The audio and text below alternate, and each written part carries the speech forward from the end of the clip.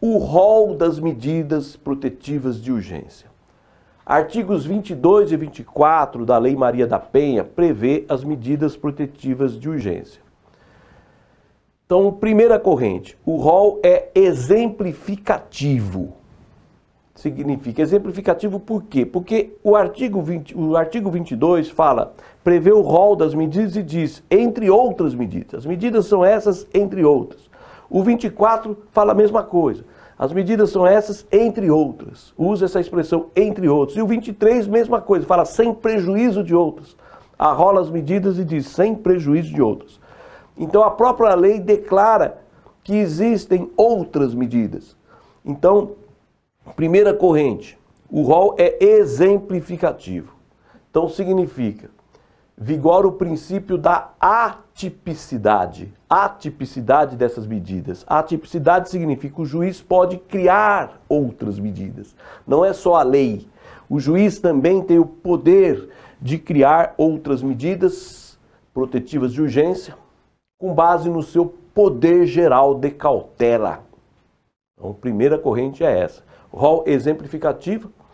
Vigora o princípio da atipicidade, o juiz pode criar outras medidas com base no seu poder geral de cautela. Ok? Segunda corrente, o rol é taxativo. Só a lei pode criar.